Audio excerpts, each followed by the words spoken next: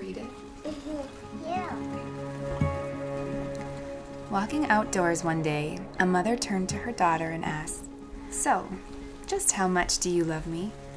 Ready for the question, the little girl turned to her and began. "I love you quieter than the quietest caterpillar ever creeped. I love you further than the furthest frog ever leaped. I love you bigger than the biggest bubble ever blown.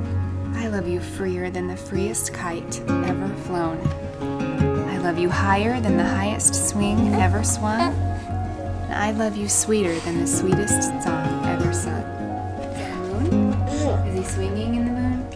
Yeah. Yeah. Then she wrapped her arms around her, and with all the love she had, she gently whispered, "You know what, daughter? I love you